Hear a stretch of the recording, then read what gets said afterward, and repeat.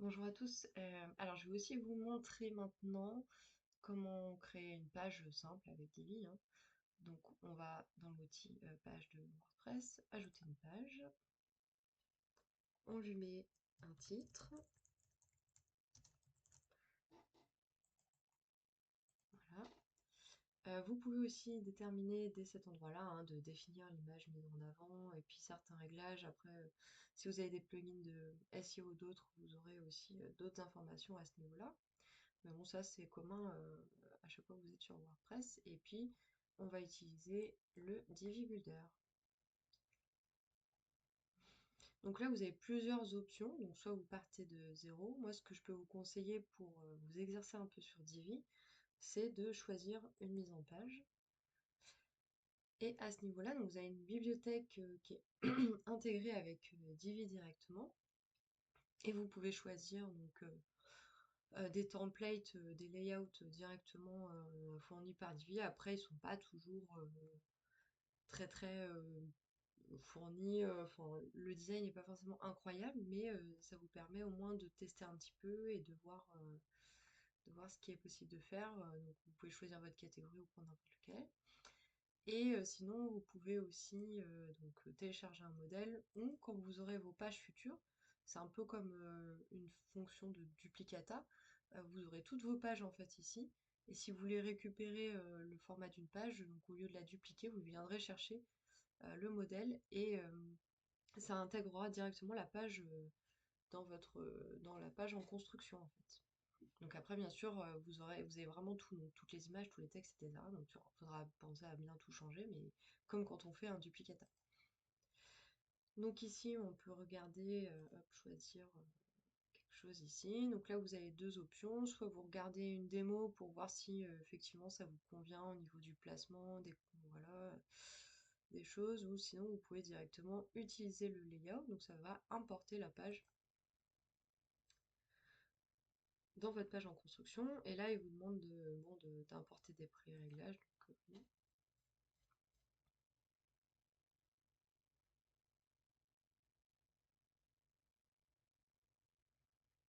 Ça met un petit peu de temps à charger, mais ça arrive. Et donc là, la page charge. Et on a donc la page complète, hein, qui était proposée en layout. Alors normalement, c'est responsive. Mais bon, parfois il y a des petites choses quand même à régler. Et puis bah, forcément, il faut mettre avec vos modèles, vos couleurs, etc.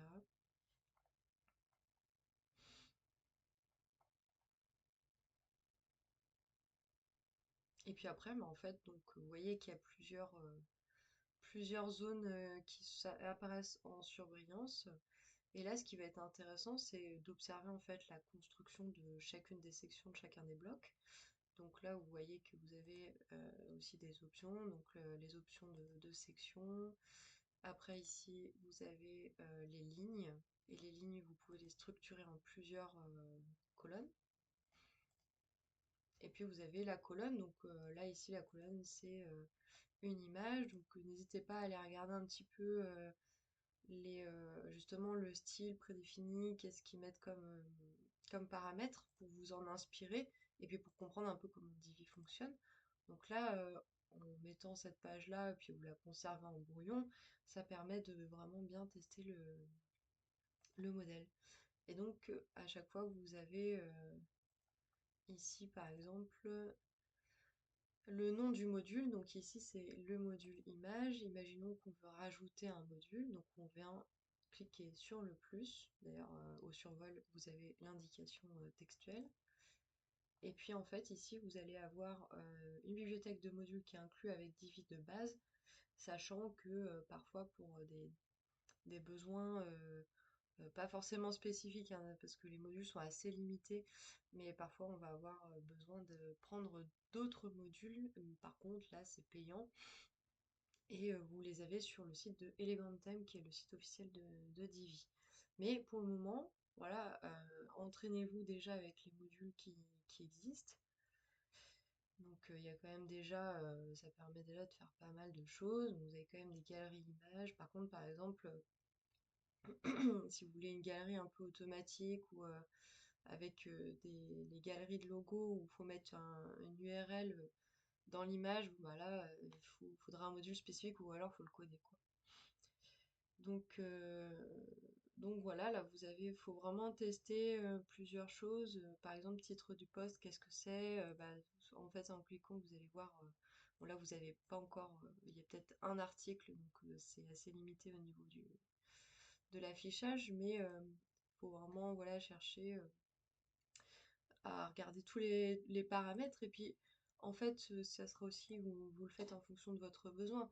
Vous dites, bah là, j'ai besoin effectivement d'afficher une galerie d'images. Donc, comment je fais? J'ai besoin d'afficher les 3 derniers posts pour inciter la personne qui a fini de lire un article, par exemple, à aller sur d'autres articles qui pourraient l'intéresser. Ben, vous avez l'habitude maintenant, hein, vous cherchez sur Internet directement module, voilà, module les 3 derniers articles ou quelque chose comme ça, et en fait vous allez trouver votre réponse, ou sinon vous pouvez effectivement chercher, tester, mais et puis regarder les modules qui existent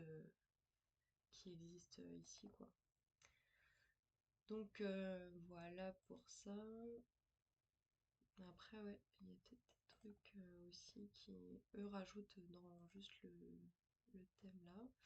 Donc vous avez aussi plusieurs formats. Donc, ça, c'est le format visuel, mais vous avez aussi un format en fait comme ça en ligne. Donc les lignes, hop, elles sont toutes regroupées ici. Alors je vais peut-être prendre une ligne spécifique qu'on regarde ensemble. Donc là on a la première par exemple. Donc on a le bloc bleu de la section. Vous avez la ligne et puis il y a 2 colonnes. Donc là on retrouve bien voilà notre section en bleu, notre ligne, et puis 2 colonnes avec bon, bah, une image, un séparateur, et puis ici, séparateur en tête, texte, texte, texte, bouton. Donc c'est vraiment ce qu'on va retrouver juste ici. Donc le séparateur, c'est celui-là. Ah non, ça doit être le petit en haut là, je sais pas. Ah non, c'est celui-là. Ok. Et donc voilà, vous avez ce modèle-là. Vous pouvez directement aussi adapter au format tablette pour justement vérifier votre responsive. Donc pour le responsive, vous pouvez faire des réglages à plusieurs endroits. Donc si c'est par exemple sur une section entière, bah, vous allez dans style par exemple. On va plutôt prendre le cas de l'image, on veut qu'elle soit un petit peu plus petite. Donc je vais dans style, espacement, là vous avez donc les marges ici, ou dimensionnement. Donc là, vous pouvez déplacer ce bloc-là, ou vous pouvez aussi l'accrocher à gauche comme sur Elementor par exemple. Et ici, la largeur maximale est de 50%. Et vous voyez, quand je passe ma souris au-dessus du texte, je vais avoir plusieurs options. Donc voilà, une aide, et je vais avoir le petit téléphone et la petite souris. Donc le téléphone, il va me permettre effectivement de spécifier qu'au format tablette, et bah finalement c'est plutôt 75% de la taille que je veux afficher.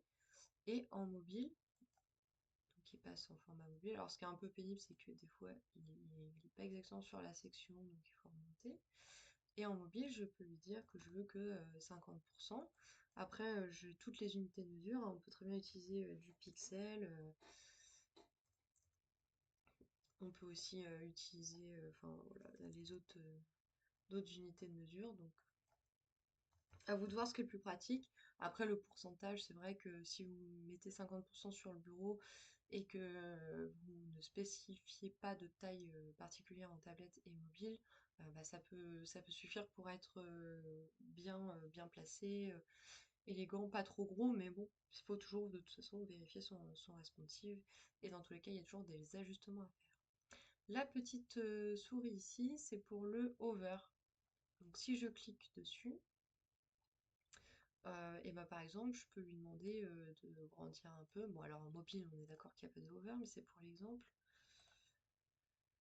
Hop. Ah bah, du coup, il faut que je sois au format mobile pour tester ça. Après, c'est vrai que mettre un hover sur une image, c'est peut-être... hop, hop. Donc là, voilà ce que ça donne. Bon, c'est pas très agréable à regarder, mais c'est juste pour vous montrer hop, ce que ça peut donner. Donc après, vous avez vraiment plein d'options. Donc après, il faudra regarder une à une les options ici. Donc oui, je peux passer là. Hop. Donc il faut bien penser à valider avec la petite coche verte hein, une fois que vous avez fini, ou bien faire la croix pour éviter d'enregistrer ce que vous avez fait si c'était plutôt du test.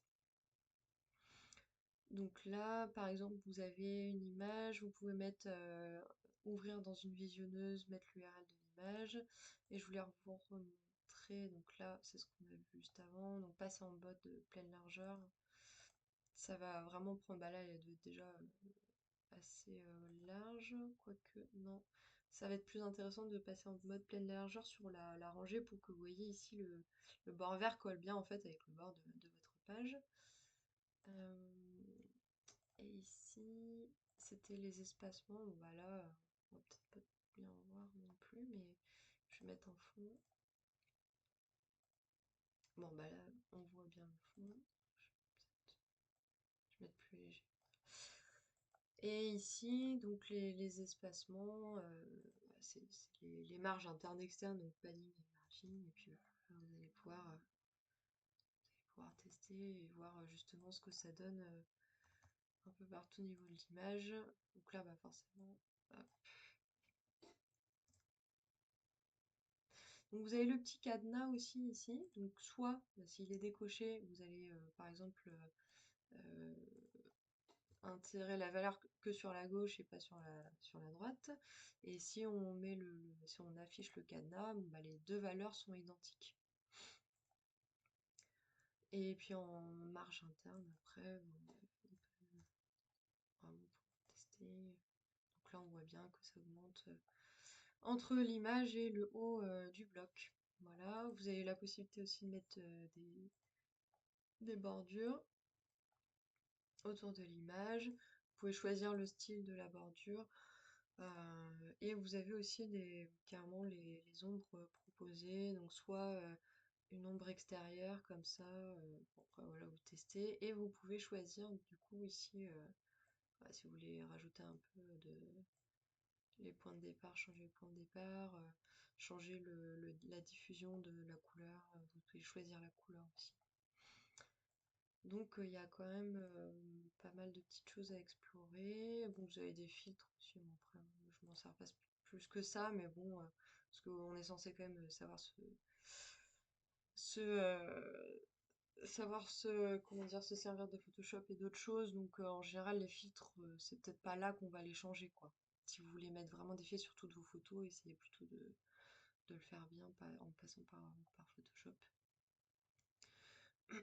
Et puis ici, bah, vous pouvez donc transformer effectivement votre module. Donc bon, bah, là, c'est l'exemple d'une image. Et à cet endroit-là, moi, je propose plutôt de le faire par ici. C'est d'utiliser du coup le hover pour agrandir l'image. Donc attention, une fois que j'ai cliqué sur le bouton hover, je dois, donc ça c'est le mode bureau, donc par automatique il est sur le bureau. Donc si vous voulez travailler sur le flotteur over, il faut bien cliquer sur l'espace over, sinon vous allez travailler sur votre mode bureau. Ce qui est embêtant, puisque ça veut dire que vous allez devoir refaire votre manipulation si ce n'était pas ce que vous vouliez faire. Et ici vous avez donc le scale, hein, l'échelle de transformation, donc on peut lui dire que en over tu vas prendre 2% et là, si je passe en mode bureau, ça fait bien ça, et en mode floaté, ça fait bien ça. Après, bah, vous avez plusieurs transformations, ça peut être des déplacements, des rotations, etc. Donc voilà pour au moins un petit tour. Ok. Les alignements, donc centrés à droite à gauche. Bon bah là, de toute façon, il prend toute la largeur de ma colonne, donc voilà. Donc le fond, bah ça vous avez vu. Vous avez plusieurs possibilités au niveau du fond. Vous pouvez faire un dégradé, vous pouvez mettre une image, vous pouvez mettre une vidéo. Vous avez aussi des motifs qui sont préenregistrés. Bon, après, voilà, ça peut parfois être un peu ajouter un peu de contenu. Après, faut que ça reste dans votre direction artistique et dans votre charte graphique. Donc, vous n'allez pas mettre des formes qui n'existent pas dans votre charte graphique. Et puis ici, vous avez aussi des formes. Alors ça peut être sympa. C'est pour faire des effets plutôt, voilà, qui coupent en fait à ce niveau-là. Et vous pouvez donc choisir de les mettre en bas, en haut. Voilà, changer un peu la forme, etc.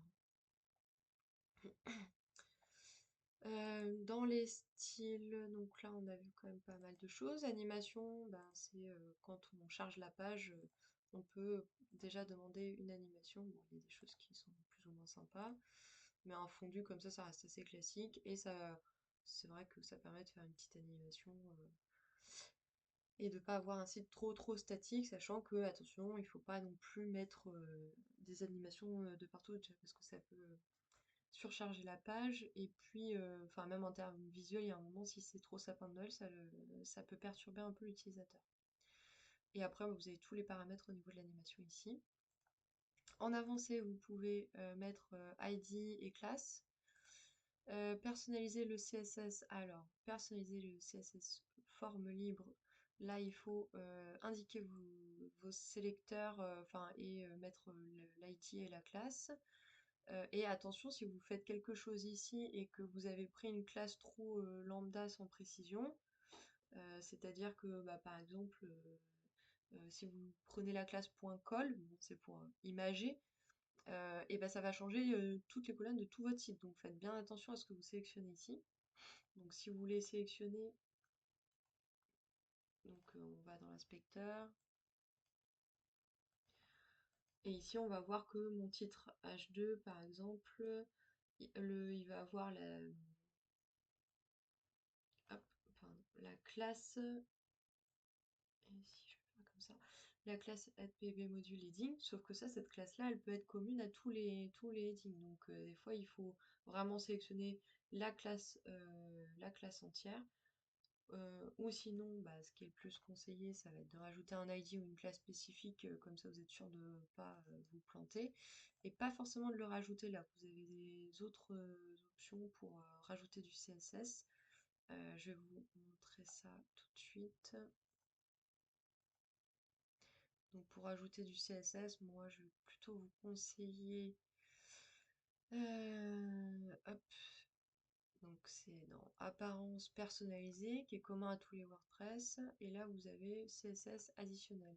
Donc à partir du moment où de toute façon vous êtes obligé de prendre une classe spécifique, voire une classe que vous avez personnalisée, ajoutez-le plutôt ici parce que le problème c'est que si vous ajoutez du CSS dans chacun des modules, ben, il y a un moment, si vous dites qu'il y a un problème sur un module dans 3 pages parce qu'en fait la classe que vous avez sélectionnée est trop générale, et ben vous n'allez pas vous souvenir que c'était dans l'image de la page d'accueil que vous avez rajouté du CSS. Donc faites attention à ça et mettez plutôt du CSS dans un endroit où vous pouvez le retrouver facilement. Alors sinon, moi ça m'arrive plus souvent de faire ça, c'est vraiment pour personnaliser le CSS mais dans le module et sur l'image, ça veut dire que là au moins je suis sûre d'agir que sur cette image-là et pas ailleurs, c'est d'utiliser les éléments du module. Et là, ben, en fait, vous avez donc le before, le after et l'élément principal.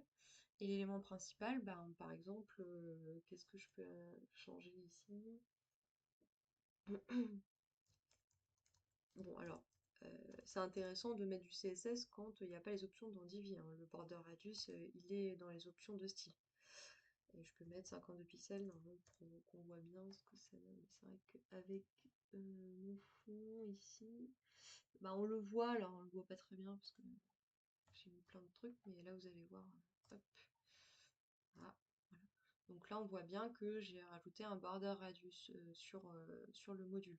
Alors pareil, ça peut être assez limité au niveau de la précision. Donc si vous voulez vraiment cibler plutôt, parce que là ça cible en fait le module, mais si vous voulez cibler plus l'image, bon bah là il faut quand même rajouter, pardon, faut quand même rajouter un ID ou une classe ou cibler un peu plus l'image. Donc voilà pour ça. Oui, c'est pour ça qu'il est parti ici. Donc de toute façon, vous allez aussi vous y familiariser à force de l'utiliser, hein, même sur une page comme ça, vous allez vite comprendre. Et sinon, ce que je voulais dire, tac tac tac, bordure, donc rectangle arrondi, ça va être là, hein, normalement. On met pas on évite de rajouter du CSS si ça peut être intégré directement dans les modules de Divi. C'est pas, ça va surcharger pour rien, donc essayez de déjà vérifier que l'option n'existe pas d'abord. Et si par exemple, bah là mon module, je suis contente de ce que j'ai fait ici, hop, et ben je peux par exemple enregistrer ce module-là. Donc mon module, après, je le retrouverai tel quel. Donc là, je peux mettre image.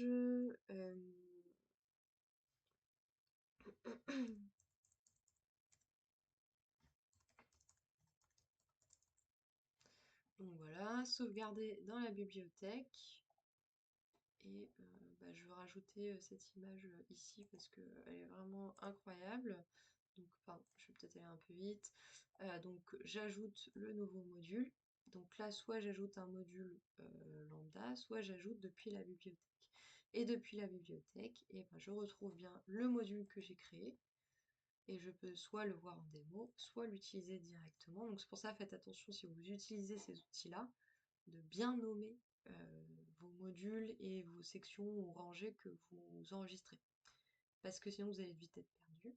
Mais c'est hyper pratique. Donc là par contre mon image est très grande, etc. Puisque dans la section avant il y avait quand même 2 colonnes. Et moi j'ai enregistré que le module image ici. Mais donc voilà, vous pouvez enregistrer une section entière. Vous pouvez enregistrer une ligne ou bien juste une colonne. Voilà. Ça fait déjà un bon petit tour. Et qu'est-ce que je pourrais vous montrer d'autre? Vous pouvez aussi enregistrer des styles prédéfinis. Par exemple, tous mes boutons verts, je veux qu'ils aient ce style-là. Donc ça veut dire tant de padding en haut et en bas, gauche-droite. Je veux que quand on passe la souris en over, il y ait des petites flèches qui apparaissent, etc.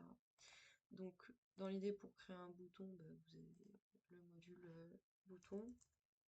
Alors oui, il faut écrire en français, des fois ça peut être un peu bizarre. Vous changez l'écriture ici, donc là je vais dire voilà. Donc bon bah le lien, ça sera à changer par contre à chaque bouton. Mais là, si par exemple je veux dire que mon bouton il sera centré, utiliser les styles personnalisés, oui,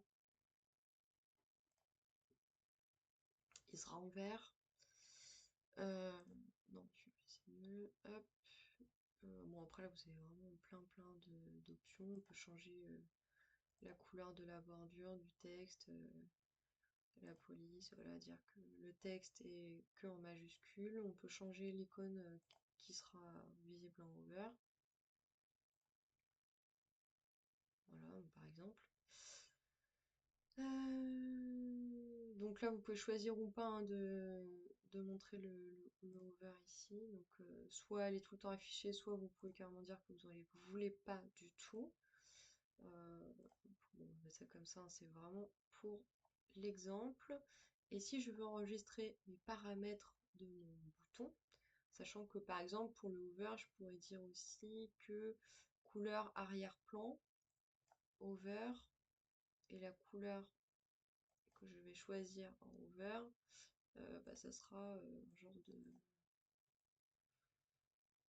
violet comme ça. Et là ici, donc voilà, là mon bouton, c'est ça que je veux au niveau de mon bouton. Alors, on est d'accord, c'est affreux, hein, mais c'est vraiment pour l'exemple. Et ici, je vais pouvoir lui dire de enregistrer un pré-réglage. Donc, je vais dans les réglages ici. Donc ça, les pré-réglages que vous avez ici, ce sont les pré-réglages qui ont été réalisé avec le thème. Si vous partez de zéro au niveau de la construction de la page, vous n'avez en fait rien ici. Et ça fait partie des choses qu'on a importées quand on a importé le visuel de la page. Donc je peux créer un nouveau pré-réglage à partir des styles actuels. Et je vais l'appeler, hop, plutôt mon bouton personnalisé. Essayer de trouver des mots qui vont vous parler pour pouvoir les réutiliser facilement sans avoir à tester et à dire ah non c'est pas ça, c'est non, c'est pas ça. Après on pourrait mettre par exemple moi, le bouton, bouton primary, bouton secondary, etc. quoi. Ça serait plus juste. Alors vous pouvez attribuer le préglage à la valeur par défaut. Donc ça c'est intéressant quand vous avez les trois quarts, enfin quand vous voilà, vous avez votre charte graphique, etc. Et donc, par exemple, bah, le bouton vert, comme c'est le bouton qui sera le plus utilisé, là, le bouton Let's Get Started, par exemple, et ben vous pouvez l'attribuer au pré-réglage par défaut, puisque c'est le bouton qui sera le plus utilisé. Donc, voilà.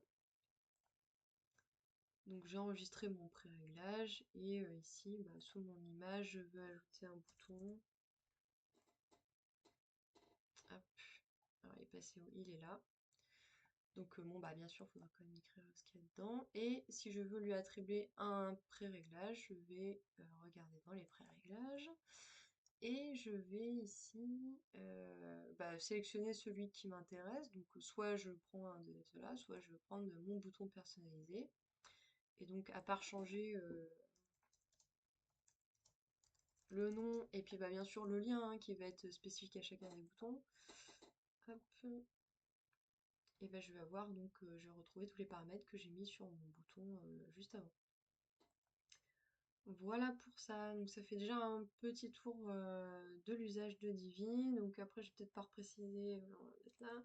Donc là ici vous pouvez importer, exporter le contenu, mais alors faut voir si ça marche avec vous, du coup vous savez pas les accès Divi, modification de l'historique, donc ça peut être très intéressant. Oh là là, mince, tout ce que j'ai fait là, ça me va pas du tout et je sais plus.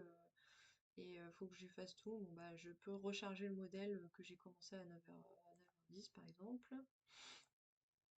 Donc bon bah les paramètres de la page, vous pouvez changer le titre de la page ici. Alors bon, vous pouvez quand même, je conseille peut-être plutôt de le faire quand c'est possible, plutôt dans l'outil WordPress juste avant.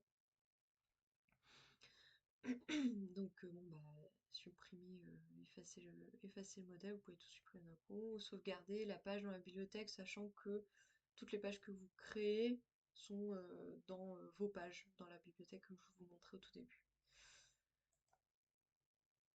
Hop, et ici bah insérer une mise en page. Alors construire avec l'IA, j'ai testé une fois, c'est pas si mal mais c'est pas si bien. Alors je sais pas si depuis ils ont amélioré, mais n'hésitez pas à tester au moins une fois et à voir ce que ça donne. Alors je sais pas si vous y aurez accès sans avoir le compte, mais voilà, ça peut être intéressant. Voilà pour ça, donc ça fait un bon petit tour, je vais m'arrêter ici et je vais vous souhaiter une bonne journée.